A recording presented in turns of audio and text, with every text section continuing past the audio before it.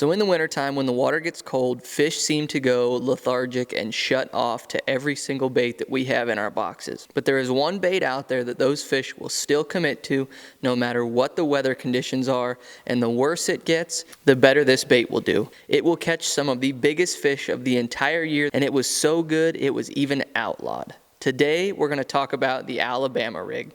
So when it comes to A-rig fishing, there's basically three schools of thought. You are either trying to call those fish out of something, whether it be cover, whether it be schools of bait, whether it be schools of bass. You enjoy fishing it because it's a fun bait to throw, it's a big bait to throw, and it catches some giant fish. Or three, they literally just won't eat anything else. Because an A-rig is such a big bait, it plays into those three categories because you can pull fish out of types of cover just like a glide bait would, and it pulls fish out of schools of bait and whatnot because it's just so intrusive that it really has that drawing power with all the different blades, all the different baits on there, and so it just catches their attention no matter where they're at or what they're doing. And like I said, this bait is just fun to throw. You get to throw it on a big rod, you get to throw it on big line, and you can swing pretty much everything you catch, and it catches absolutely giant fish, which is why it's one of the best baits to throw this time of year, because when that water gets cold, there's really no other big baits that you can throw, maybe some glide baits, but this is one of those baits that you can cover water with and get those fish to come up when they literally won't touch anything else. It's like a spinner bait on absolute steroids. And so when wintertime hits, those fish get really lethargic and they don't want to eat a whole lot of other baits because they don't have to. Their metabolism is slow enough with it being cold that they don't have to feed a lot. And so when you throw a big meal like this in front of them, most oftentimes they're gonna come up and at least check it out, if not eat it. If you're not getting fish to eat an A-rig, now we're gonna break down all the little things I do to help catch a fish on an A-rig. And if you don't know what gear to throw, stick around for the end of the video because I'm gonna be showing you the exact gear that I like to throw with it. So the Alabama rig was so good, it was outlawed from bass fishing in most major bass fishing organizations. But what is an Alabama rig? An Alabama rig is basically a spinnerbait on steroids. It has 5 wires, blades attached to the wires on most Alabama rigs. Some don't have blades, but it has 5 wire arms that connect to 5 jig heads. Now you can attach whatever type of jig heads you want, and you can even take the jig heads off to make it to where you only have 1 or 2 jig heads on there, 3 jig heads on there, depending on what your state regulations are. Where we happen to be fishing, I was allowed to fish 5 jig heads, so I put 5 jig heads on there to increase my hookup ratio. So when you look at how to set an A-rig up, if you've never done it before, usually they come with some type of bait fish head on the front of it that kind of gives you an orientation as to how to set it up. So I like my heavier jig heads on the bottom, and then I like my lighter jig heads on top, because what that'll do is that will make your bait sit upright and keep it from spinning. So typically I like to go at least 1/4 ounce heavier on the bottom because that'll really help orient it. I'll also do that with my middle bait. What I will do is I will make that the same lightness or the same weight as the top 2 because that will also keep it oriented. Now if you'll notice, I have 5 hooks on here. Where I'm fishing today, I'm allowed to throw 5 hooks. A lot of you guys are not. Sometimes you're only allowed to throw 1 hook. And so if you have to do that, it really matters how you orient your Alabama rig, because then you have to make it to where those fish want to eat one certain bait. This is why a lot of people get upset with A-rigs, because you see them hooked in the side and whatnot. When you have all 5 of your baits looking the same, those fish will crash it. And what that means is there's not one singular bait that they're seeking out. And so if you look at this one, I have 1 bait highlighted. This one's a chartreuse and blue. I just do that because I like to do that, and it makes it fun for me having 1 different bait. If you only can throw 3 hooks, what I do is I make the top 2 dummies. I will make the bottom 2 one size, make my target bait, my middle bait, 1 size bigger, and then I will make my top 2 1 size smaller. And when they don't have any weight because you have screw locks in them, it will even make your bait tilt forward, exposing the 3 at the back, which will make it easier for those fish to get it. Now, if you can only throw 1, what I like to do is I will make my middle one longer and get it away from the rest of the bait, right? I will keep it away from the other 4. And then what I'll do is I'll make the other 4 the same size, same shape, same color, everything. And then I will make this one stand out, and I will make it further back and 1 size bigger to make it stick out from the rest of them. That's how you're gonna get those fish to key in on the ones that you need them to key in on. So the key to fishing an A-rig is when you reel it, you have to vary your retrieve. You can start it out slow like we are here, gradually speed it up, or even throw some flares in the reel handle to get those fish to fire. Just like that. Oh, there's a lot of them down there.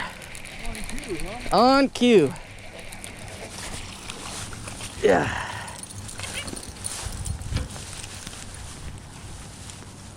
He's got both hooks in his mouth.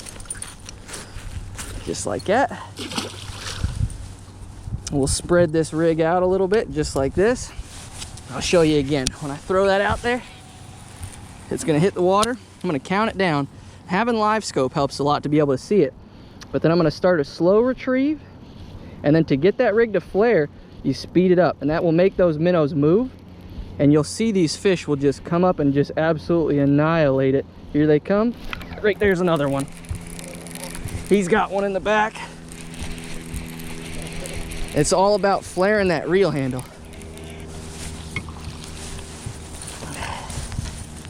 You can see he choked it. Because what happens when you flare an A-rig is your rig is spread out like this, right? But when you flare it, it compresses. And you'll get those bait fish to move, and it'll look like bait fish in a school moving in sync. And that's why we do that with that reel handle, because you'll get that to compress and move around, and it'll trigger more fish because it looks like bait fish when they're fleeing. So the key to when you're casting an A-rig and you're lining it up on what you're trying to fish is making sure you're casting much further past where you want to be. So that way those fish don't see your A-rig falling to them, because it looks very daunting. I don't like it to come down on them. So getting yourself, you know, 30, 40 feet away so you can make a 70, 80, 90 foot cast, let it sink, get down to the depth where you need to be at, and then start that slow retrieve. And it's really important to do that slow flare with the reel handle like I told you about, so that way your A-rig will compress and open up, and you can see the spring action right there really is what's going to trigger those fish. Similar to how you would fish a swim bait is how you're going to get those fish to react on one of these Alabama rigs. So the important part when you're fishing an A-rig like we are today is figuring out that key weight, because you have to figure out how fast those fish want that bait coming through the water above their heads. And so you have to figure out the weights of the swim bait heads that you need to have on there, and the speed of reel and the line size that you need to have to keep it at that perfect speed. Because if you get a cold front, they might want it slower. If you get a little warm front, they might want it faster, and you might have to switch up the gear retrieves, or you might have to switch up your retrieval, as I've shown you in this video, to make it a lot faster, because that's how you're really gonna figure out how to get these fish to eat it. Because one thing you'll notice when you fish it is all of the fish that you throw it at will pretty much look at it. They will all want to see what it is. They want to see how it's swimming. They'll want to come up and check it out, because it's just that kind of a bait. But it's the little nuances that come into really figuring out how to get those fish to key on it. You might have to throw one without blades or throw one with blades to try to get them to commit to it. It all depends on the conditions you have at hand. Overcast, I like more blades. Sun, I like less blades. Today it doesn't seem to matter because we're around a ton of fish. So the key is when you're fishing an A-rig, it's mimicking a group of bait fish. To keep that in mind, when fish are preying on bait fish, they come from below them and come up at them. So when I'm targeting these fish, I always want to keep my Alabama rig above those fish, at least a couple of feet. I want those fish to come up to the bait, because that's how you're going to get those fish to really key in on it. Bait fish don't swim at the same level as the game fish that's chasing them for the most part. They're stacked above them, and so they'll come up to eat them. And so it's really, really important that when you're reeling it, you do what I talked about with the weight, to make it as light as you can, but as heavy as you need to be to keep it above those fish. So that way when they see it, they can come up to it. You can speed it up with the reeling that we talked about to get those fish to key in on it. So before I go too crazy on how to fish this bait, the baits that I put on it, I want to talk a little bit about the gear that I throw this bait on, because it is a heavy bait. You know, you have 5 hooks on here, 5 different baits, all kinds of wire, all kinds of lead in there, a big head on there. So you have to have the gear that's made to throw it.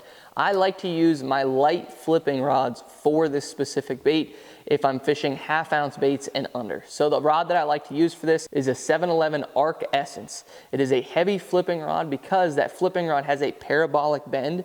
So when those fish eat that swim bait and I set the hook on them, that rod kind of loads up a little bit, but I still have plenty of power to be able to drive that hook home, even when you get 1, 2, 3, 4, 5 fish on this bait, because sometimes you will get more than one on here, and be able to get those fish to the boat. It's really, really important you have the right rod, and I will have all of that linked down below so you guys can check out the exact gear that I like to throw on it. The other thing that's really important is the reel you pair that with. You don't want too fast of a gear ratio reel, because it is an extremely heavy bait. You want to work that bait slow, because it has a bunch of blades, a bunch of swim baits and everything on there. You need to have a gear ratio reel that has enough power behind it to be able to move that, especially when you have big fish on the end of it. So I like to throw a 6:3-to-1 Arc G5, and I'll even sometimes go down to a 5:3-to-1 if I have a really, really heavy rig on there and I'm fishing it in really deep water. But that's the basic setup for this. I like to throw it on 20-pound line. That is my go-to for it.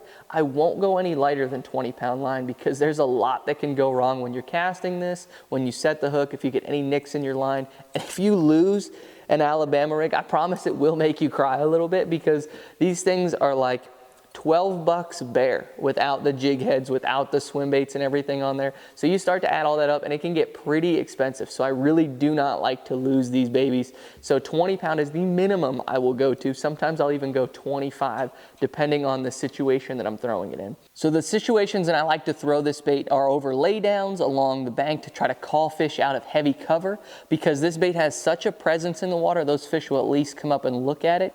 And you get an idea as to where those fish are setting up. And so it's a great pre-fishing bait, and it's also a great I don't know what to throw this time of year bait. So if I'm gonna throw this bait along laydowns and whatnot along the bank, I like to rig it weedless. And all you have to do to rig it weedless is switch the jig heads that you have on here out to belly weighted swim bait hooks, because then you can crawl it through cover, because every time you hit those limbs and whatnot is another way to trigger those bass to commit to it. If I'm fishing it over top of schooling fish or over top of bait balls, I like just traditional Trocar swim bait heads. These are their original swim bait heads you can see we have on here. They're probably one of the best swim bait hooks that I've thrown, with that Trocar spade tip on there. If I hook fish, they stay on there, and they have a very compact size for the weight that they have. So that way I can put smaller jig heads on there that are heavier without having to upsize my swim baits. So I can put my favorite 3 to 4 inch swim baits on there to imitate the bait fish size that I'm going to be around. Instead of having to put oversized gargantuan hooks on there, I can fit the swim baits to those hooks a lot better. And that's really, really important when it comes to the presence of an Alabama rig, because if you get around a lot of pressured areas, those fish will really inspect it to make sure that everything looks the way it's supposed to look. So the swim baits that I like to run on here, you can see I have Z-Man swimmers on here right now because I knew I was going to be catching a lot of fish. We were going for a lot of schooling fish, and so when I was throwing this bait, I wanted more durable swim baits that have great swimming action, and that's what those Z-Man swimmers have. And so I'll have those linked down below as well. Kitech Fat Swing Impacts are also a phenomenal option when it comes to just a good overall swim bait to throw. They're a lot softer, and they tend to, get the tails and whatnot ripped up a lot easier. And then I also like the Z-Man diesel minnows if I'm gonna try to mix it up. But when I'm rigging these, a lot of times what I'll do is I'll have a few different types of swim baits on there. So say if I'm rigging this up, I might have these 4 on the outside, the Z-Man swimmers, but then I might put a Z-Man diesel minnow in the middle. So if you're gonna do that with the Kitech swim baits, you might have Fat Swing Impacts on all 4 and then put an Easy Shiner in the middle. Something to give it a little bit different action to let those fish key in on that bait. But like I said, guys, I will have those swim baits linked down below, as well as the A-rigs that I like to throw. You'll notice this is a 6 Sense A-rig. This is one that I've really come to love because it's super, super durable. So if I know I'm gonna be throwing it for giant fish, if I know I'm gonna be throwing it through heavy cover, or if I know I'm gonna be catching a lot of fish, this is my go-to Alabama rig because it holds up really, really well. It's only like $12.99. You guys can get a discount if you use the code that I have linked down below, or that you've seen pop up in the video, that DEETS. That will get you a discount on your Alabama rigs if you order it through 6 Sense on their website. But another great option is the Hog Farmers. Hog Farmers makes phenomenal A-rigs. Those are my go-to when it comes to I need a bite getting A-rig, one that is gonna just show out no matter what the conditions are. That's an all around great option, and they make a ton of different options. 6 Sense, I love this one, but there's only a couple different options. Versus if you go to the Hog Farmers, you can have like 15 different options as far as Alabama rigs go. And if you're looking for a budget friendly option, the Umbrella is a solid Alabama rig. They're very, very cheap. They do fall apart fairly easy, so if you're gonna be going through a lot of fish, that might not be the one for you. But if you're new to Alabama rig fishing, that's a great starter option because it's relatively inexpensive, and then you can just see how it feels and then work your way up from there. So fishing an A-rig in the wintertime can be an amazing bait to throw, but it's not always the only option. So when they stop eating a moving bait and you want to fish something a little slower, check this video out right here. But thank you so much for watching. And now what we're going to do is we're going to end the video with a good word from the Lord. So I'm going to break down one of my favorite passages from the Bible up next. So today we're going to close in the book of Corinthians. This is one that I saw this quote and it really, really hit me hard as we're getting ready to go into the new year. And so I'm going to be reading Corinthians 4:16 through 18. And what it says is, "So we do not lose heart. Though our outer self is wasting away, our inner self is being renewed day by day. For this light momentary affliction is preparing us for an external weight of glory beyond all comparison, as we look not to the things that are seen, but to the things that are unseen. For the things that are seen are transient, but the things that are unseen are eternal."